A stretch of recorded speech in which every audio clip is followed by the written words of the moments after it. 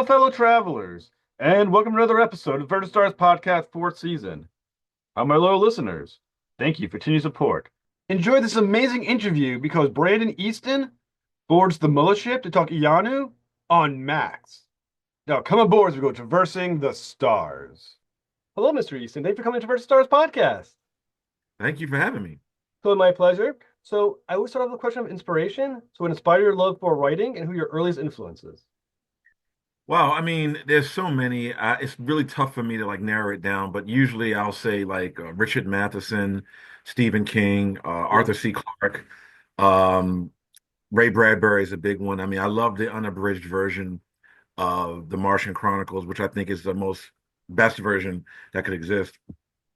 Because they took out a couple of stories after the fact, but if you ever find the unabridged stories, the original stories they took out, it completely changes the tone and the themes of the novel. It's a lot of people in cinema, like, James Cameron, George Lucas, Steven Spielberg, Mm. Akira Kurosawa, Katsuhiro Otomo, Spike Lee, Martin Scorsese, definitely, Francis Ford Coppola. I mean, Orson Welles is a major influence of mine, so I could keep going. But yeah, Rod Serling, so I can't leave him out either. You know. Well, like I said, I mean, you've had a wonderful career as a comic book writer as well. How different for those listening is writing comic books as both being a writer and showrunner of a animated series? Well, the trick is, so just to be clear, I was not the showrunner of Iyanu. Initially, that was my title, but legally we had to change a couple of things. So my official title on Iyanu is story editor slash head writer. But in terms of TV versus comics, the biggest difference would be budget, because you can do a comic book script, and as long as somebody can draw it, you could have literally anything happen. Hmm. And in the last, especially 50 years, we've seen almost everything that could happen in a comic book happen in a comic book, right? But with television, you have to write to the budget. And in animation, it's even more so because everything has to be hand drawn or created, as opposed to going out and just shooting something on like your cell phone, right? Hmm. You could take your Apple, your iPhone, you could take an Android like Samsung, go out there and shoot something really nice with people and edit it on your, laptop, right? Or even edit it in phone. Nowadays, with animation, everything, especially now, everything's much more expensive. So when you're writing an animation script specifically, you need to be aware of how many physical bodies are in the frame. You need to be aware of how long they talk and how many words they actually say, and so forth and so on. So I think it's more, the more you do it, the more you're aware of budgetary issues in TV writing. Now, how, or maybe not at all, but maybe there's a certain amount where your creativity impacts the practicality of actually doing the thing when using animation. Like, is there times when you're thinking to yourself, "This is my scene. These are the characters in it. This is how I see it." But then you're thinking, as you mentioned, can't have this many characters. Got to be very careful of this. Maybe I can't do what I want to do. How often do they collide with each other? Oh, I mean, working on Iyanu, which is, as of this recording, is releasing tomorrow on Saturday, April 5th. Um, Iyanu was the thing that really taught me big time that you really have to make smart and, I would say, extremely careful compromises. Hmm. Because what will happen is that you will think that your thing is so precious that it can't be cut or it can't be amended, but it can be, and often it has to be. So you really need, unless that scene is the greatest scene ever written, which it usually is not, you really need to be willing to let stuff go for the sake of the project. Now, I'm going to get the name wrong, so you're going to need to correct me. Uh, Hmm? the original creator of the comic book that this is based on, that was eventually distributed by Dark Horse, but I think it was from another company before, prior to Dark Horse as well. Roy Coupe. Yeah, Roy Coupe. Roy, okay, okay, I was very closer than I thought I was going to get. Okay, feel better Yeah, about yeah. myself now. So, I mean, obviously, unlike maybe the comic book that you're writing yourself, there are a lot of parents of this baby. You know, how, as you mentioned about being precious about your ideas, how precious can you be in a large team like this where there's the artists have their own vision? Obviously, Hmm. Roy wants is going to have his own vision of his own baby, and then there's, as you said, head writers and other writers as well. And how do you, as you said, do that compromise where you're like, this, though this, this part of my idea is my baby. However, I got to open it up to make sure all teams are satisfied with the end product. Yeah, well, first, Roy Coupe and Godwin Akpan were the guys who did the original graphic novel, and they're like I think three or four graphic novels now released through Dark Horse. The beautiful thing was Roy not only eventually became showrunner, but Roy was in the writer's room. So having the original creator in the room with you as you go through the adaptation process is very important. Hmm. I wrote the first two scripts without Roy's direct, like day-to-day input, but I was always in contact with him because he would see the drafts to make sure that everything sounded right, looked right, felt right. There were a lot of changes we made because obviously you can't do a one-to-one translation of anything. Like one of my best examples of that now would be Dune, because Dune, both volume one and two, which I've read the Dune novels, the first, especially the first three, and they is so much stuff left out. I always felt that people who didn't read the novels will go see the new versions. They'll enjoy it, but they don't know what they're missing, you know? Hmm. So with Iyanu specifically, we didn't take out too much, but we had to shear off some of like the extra, like a bunch of the lore and a bunch of other stuff, just to make sure that it made sense for audiences who are not familiar with Nigerian culture or Nigerian history or mythology. And that's basically how that operated. So having him around made all the difference in the world. When you're thinking about Iyanu, when you first kind of dived into the series as a writer, okay, um, did you think to yourself, I'm going to use the graphic novels that came out as a template? I'm going to follow it through, sort of like let's say the movie like The Watchmen, where they tried to stick very close to this is the graphic novel, this is the movie I'm making. They need to Mhm. be lined up. Or are you thinking this is just kind of like a sort of a roadmap, and I want to make sure the animated series is its own entity separate from the graphic novel? No, we were not throwing out the graphic novel because if you read the first two, especially the first volume, it is paced very well. Hmm. A lot of graphic novels that I've worked on over the years have been horribly paced, but this one had a rhythm to it that made it really easy to adapt. So, like I said, we didn't do a one-to-one. There were a bunch of little things we had to drop out and get rid of and move Hmm. around, but we stayed very, very, very, very close to Roy's vision without compromising the things you need to make a TV show work. Now, another thing that's kind of interesting, as you mentioned, that it's based a lot on Nigerian culture, which Yes. at least to my mind, is not as familiar as some other mythologies, world Right. of thought mythologies. So, how much responsibility did you feel to make sure that the larger world could watch Iyanu and get a real hmm sense of what this is and really understand it, maybe hmm digest it? Yeah, that's a great question.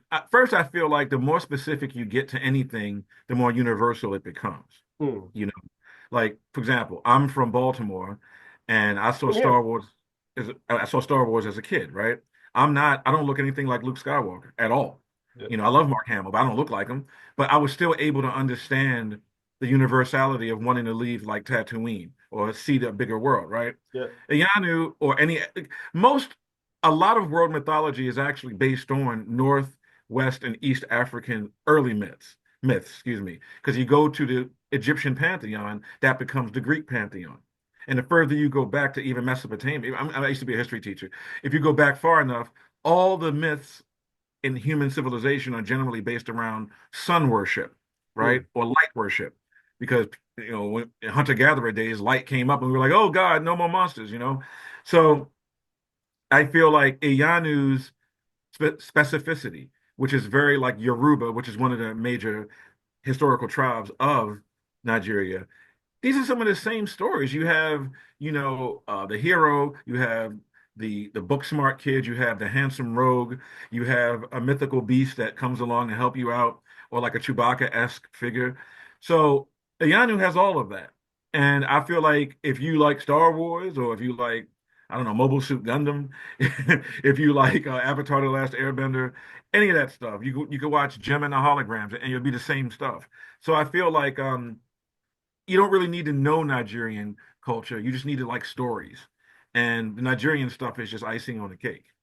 Oh, by the way, I do want to point out, since, like I said, being both from Baltimore, Mhm. it clues me on your love for the Orioles, such as myself. So I just Yeah. want to say, hello to a fellow Oriole fan. We're gonna have a good year this year. Yeah, yeah. I just feel like Mike Elias should have got some pitching. I'm very, very angry at Mike Elias, but I'm not going to get into that's a we could do a whole episode of Stone Orioles. I would love Pitching, to do that today.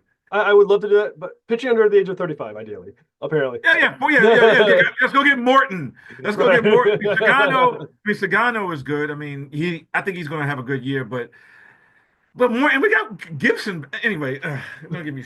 We're gonna God. have to do an Oreo an Oreo show at some point. Kind of an off-topic Oreo Yeah, show at some point. yeah, Touching base. yeah. I would love to do that. So, so going back to Iyanu, the other like I said, I find because I'm also not in history, I'm an English teacher, so I love stories. Mhm. And the idea was, again, Nigerian mythology. The one thing that, as you mentioned about the mythologies, like I said, you talk about Egypt, Sumerian, Greek, Roman, Norse, all these same mythologies. I mean, beliefs that, Japan, all the, stories, is the universality of them. That's why they survive throughout cultures. So when you're thinking about Nigerian mythology, what are the universal aspects of it that wide audiences can latch onto? Yeah, I mean, I feel like I was saying earlier, I mean, there's like the God figures, like the divine pantheon of gods. In this story, the main, well, I don't want to get too far into it, but his name would be Joba. And, I mean, when you look at Eastern religion, you have Jehovah, and so forth and so on. I mean, there's a pantheon. They are based in light. Everything, just like in almost every culture on earth, is revolving around food and the cultivation of food and the communal sharing of food. I mean, in our show, we spend a lot of time with people eating. For an animated series, like there's a lot of scenes of people sitting together eating. Like a lot of people watch The Big Bang Theory, obviously, and like so Hmm. much of that show was them sitting around eating Chinese food. But a good friend of mine, initially when I was a fan of the show in the early years, not so much later. And one of my friends who had never watched it, he had said, "Oh, these guys are a family." And I said, "What did you mean by that?" And he says, "Oh, because they're always eating together." And I was like, "Oh my God, I never thought of it that way." Hmm. So you see a lot of that day-to-day thing in Iyano, even though it's an African action fantasy adventure. There's so much humanity and empathy in it, and I feel like that is something that's a part of Nigerian culture and West Africa in general. But anybody, I mean, you talk to any Westerners who've gone to West Africa, and they talk about the generosity and the kindness and the warmth of the people, and we try to really reflect that in the show a lot, actually. Now, I'm not gonna say the quote because I butchered the crap out of it, but it Uh-huh. reminds me of Anthony Bourdain when he would talk about the importance of sitting down with people you know or you don't know, and if you want to understand them, eat with them. Yeah, yeah. That kind of thing. I mean, I'm sure it was a little more eloquent than how I just said it, but it kind of reminds me of Anthony Bourdain's quotes on his travels across the world.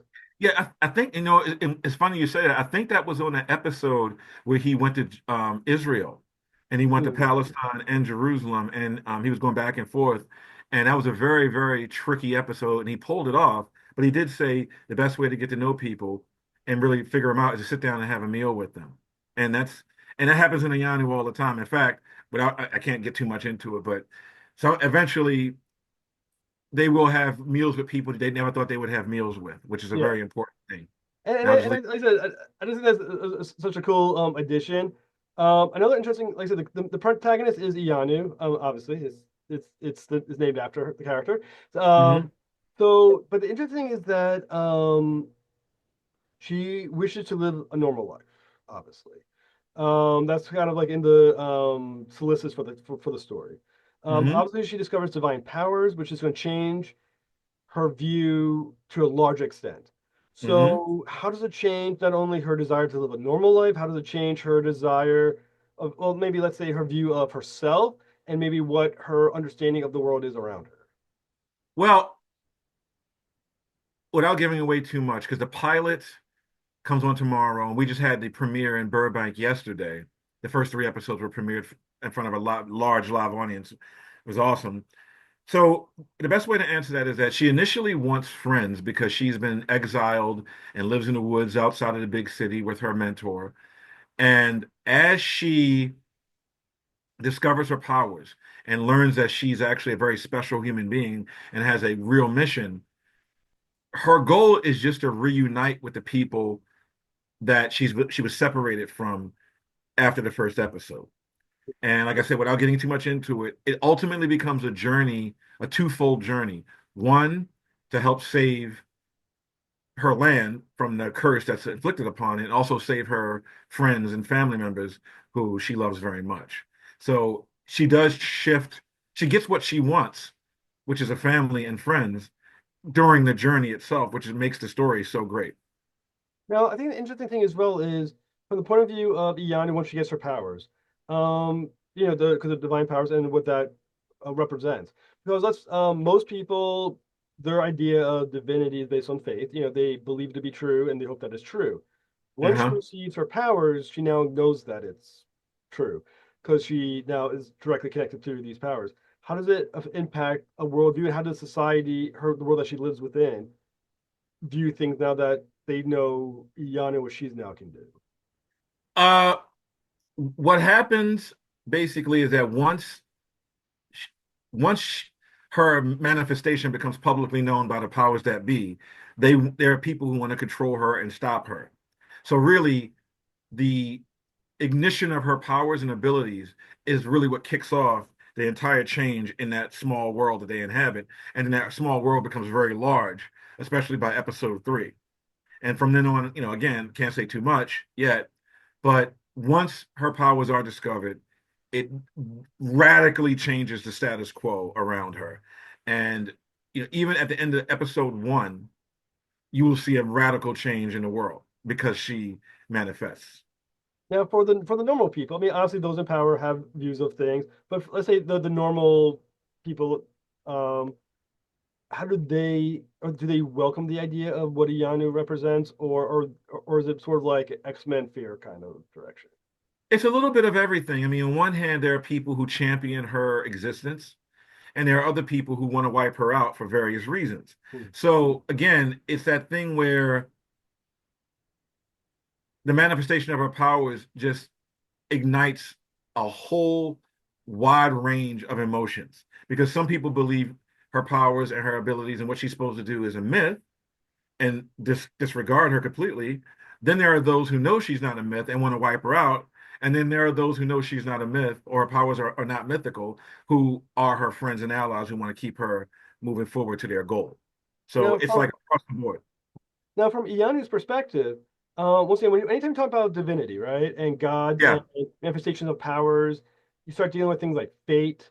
And once you deal with fate, you also question free will, fate, free will. yeah, yeah. How much is her destiny her own from this point forward? Everything she does is a choice. She's never forced into anything, and I feel like that's the big difference between this show and a lot of other shows. Like she constantly makes decisions. They're not always the right ones, but her decisions do propel the story forward. And the fact that she's making them is what makes her, she has her own agency. She has her own urgency. She's not being manipulated. And that's something I think is very important for a story with younger audiences in mind.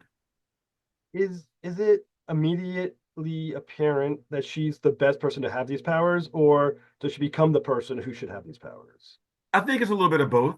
I mean, you learn very, very early in the first episode that she has a great deal of empathy and a great deal of intelligence. And those two together are very important things. And if you have power, you need both empathy and intelligence to make sure you don't destroy everything around you. Ooh. I find it so fascinating. And then the other part that you kind of mentioned, and I'm kind of curious because it also was in Solicits, the idea that there's this evil that's kind of lurking around Ianu's homeland. How much Yeah. of how much can you dive into the nature of this evil? Yeah, that's a bit tricky. Okay. Um, because a lot of that doesn't show up until episode 3, like really, really show up. Let's see. You learn that the land is cursed from the opening of episode one. You learn that something bad happened a long time ago, and that a certain villain was responsible for the corruption of the land. As of this point, where the story begins, some people aren't even quite sure if that legend is true because they were born into a world that was already corrupted. So if you were born into a world where TV already existed, it's not like radio may be a myth to you. Right. So that's how it kind of works with the evil. But the evil does manifest and is present, and you do see it very early, and that's about all I can say right now. Now, if we do a follow up in May or June, I can talk a lot more about the bad guy and all See, that stuff. so now we got that interview going, and we're gonna do the Oriole interview. So Yeah, we can do a you're double, roughly yeah, the guys. same one. um, is it so? Because once again, the show doesn't start till tomorrow, so I haven't had a chance to watch it. Um, is it coincidence that the her powers emerges when what this evil is out there, or is it? No, yeah, go ahead. Or I mean, once again, we're talking about the idea of destiny. That's more involved in the way the timing is working the way it is. Um, it's more about when Iyanu reached a certain age, and then when she reaches that point, when she's ready to kind of explore herself and so forth and so on, then the evil force, which has kind of been dormant, is like, oh, there she is, and now it's time to finish what we started, and that's about it. That's all I can say for now. No problem. Um, I think another thing that's kind of interesting that was mentioned again in this in the kind of solicits for it, um, is that once again her powers, Iyanu's powers, are similar. Well, similar drawn. I might have to be careful with my vocab a little bit here. From the what's called the Age of Wonders that existed Yes. well in the past and is obviously gone.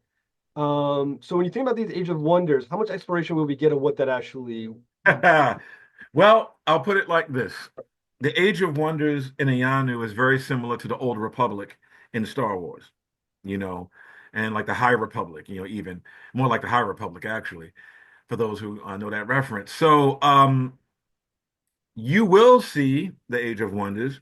There are glimpses of it throughout, the show. There's even like a slight glimpse in the first episode, and especially in the first three. Um, Yeah, the Age of Wonders is a very, very important era. It is the era from which this entire story springs from, just like the Old Republic and Star Wars and so forth and so on. So I would just say, yeah, people are going to get a chance to see it, and it's going to be awesome when they do. no. So I think some people like for like Lord of the Rings, Star Wars, and these others, they obviously have those detailed like story Bibles for how they kind of map out their little Yeah, how yeah. how deep is the mythology created about this Age of Wonders that you established? Well, Roy obviously created the graphic novels, and the graphic novels delve into all of that very quickly. And you get to see a lot of it in the first couple of volumes of the Iyanu graphic novel series.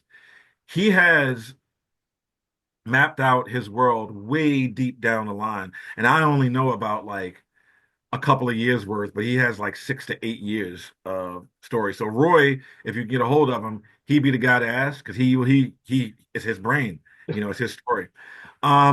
We did have what was known as a style guide when we were when we were in the writer's room.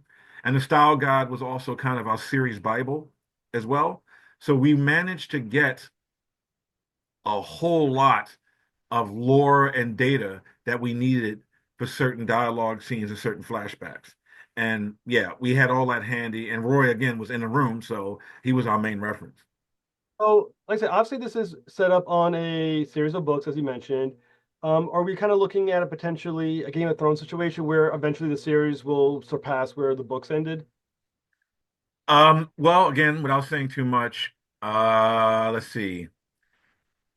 The way that we structured the show, I don't believe we have surpassed where Roy is, and I feel strongly that those books will outpace the show in every possible way. I don't think we'll ever, at least in the short term, catch up to where he is right now. He's well way into the storyline. And in fact, if you read it, you'll get far enough where you know where the show would eventually go. So yeah, we don't have that problem. Very cool, very cool. And as you mentioned, like I said, it does air for us tomorrow. Where can they find it, our listeners? Okay, and initially you can find it on Cartoon Network at 9:30 a.m. both Eastern and Pacific. It is going to show up on Max on Sunday, like I think 24 hours after the premiere. And then I think, if I remember correctly, is going to hit Showmax in Africa maybe a month or so from now, or maybe 2 months, something like that. And it's going to also be on, I think it's IXTV or something like that in Great Britain, Ireland, other parts of Western Europe. So yeah, it's getting a worldwide release, but it's rolling out differently. So yeah, but stateside, you can watch it on Cartoon Network on Saturday and Max on Sunday. Like I said, it looks awesome. The animation looks awesome as well. What's next for you, sir? Well, for me, I mean, I'm still working on a variety of projects. I started my own LLC, which is a publishing imprint. I haven't announced the name of it or all my projects publicly yet, but that's coming. I'm also working on another Vampire Hunter D adaptation. I did one a couple of years ago. I'm still working with those folks. So we're working right now. I'm writing right now the scripts for the new graphic novel, and eventually we're going to do a brand new Vampire Hunter D movie. But that's Very cool. 2 years down the line. So I'm currently embroiled in my own material as well as a couple of projects I did get hired for that I can't talk about. And also I'm working on my own material. So I've been pretty busy overall. Very cool, Mr. Easton. Been an absolute pleasure to talk with you. And you got to come back for the Orioles and the look back at the series. Definitely will do it, man. Just keep in touch. Thank you. Will do. Have a fantastic night, sir. Take care.